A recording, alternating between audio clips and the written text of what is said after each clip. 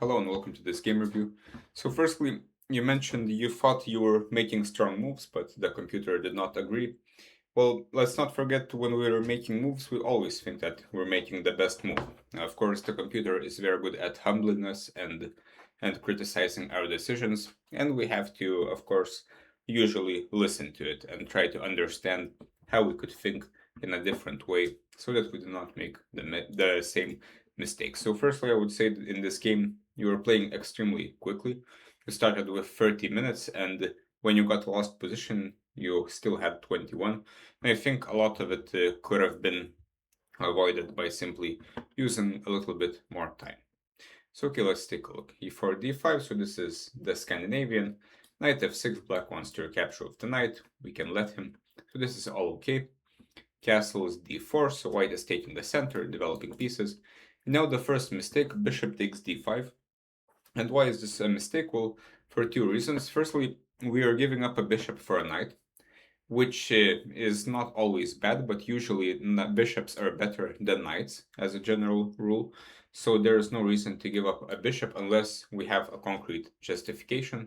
And another reason is that this bishop, which is now an unopposed bishop because we will not have the light squared bishop, is now opened to come out. At the moment, black had this problem of this bishop, that it was hemmed in, but now this problem is not on the board anymore, and in this symmetrical position, black is slightly better because of the bishop pair.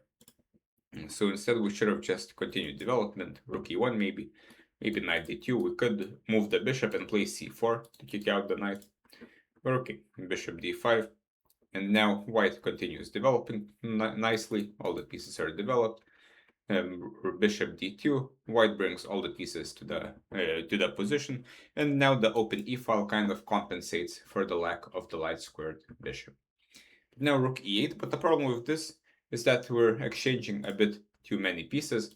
A typical plan in these positions is to start using the e5 square, and we can happily put a knight here. If black takes, we are happy to take away the dark squared bishop, because now we will not suffer because of black's bishop pair, and we have the advantage of the e-file and better development. So black wouldn't take, so we're just having a good knight. If f6 ever happens, the g6 square is extremely weak. Well, okay, rook e8, but this does not really pose any threat. After bishop e6, we are forced to exchange our active rook for the rook on f8. Now knight e5 happens, queen f3, and here white finds this nice tactic of bishop takes h6. So this is a good move, as now we're winning a pawn, and black starts to panic, and he gives up his bishop pair. And now we can recapture with whatever, but probably it's better to recapture with the pawn, as white played. After knight g4, bishop f4, now the position has changed. Now the black does not have the bishop pair anymore, and also our opponent has given us a pawn, so now white has a huge advantage. Well, not huge, but it's big enough.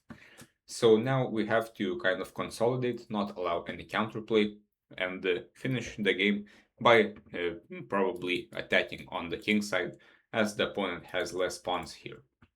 Now d4 happens, and white chooses to play knight a4, which loses the game.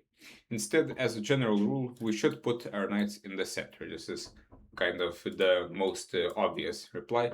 I assume knight e5 was calculated, but this runs into a very big pin, so we're not actually losing a pawn. After queen g3, we actually have two threats.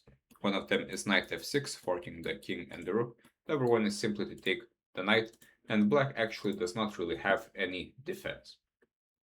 Instead, knight e4 is played, but as a general rule, before making any move, we must do a blunder check, which means before we make our move, we imagine that we have made the move, and we think about what the opponent's forcing replies are, and if we think about checks, captures, and attacks, here he doesn't have any checks, he doesn't really have any captures, but he does have an attack on two pieces, including the rook, which is a big piece, and after queen e5, the game is over, as this is a double attack, and it's one move like this is enough to lose the game, so this is quite unfortunate.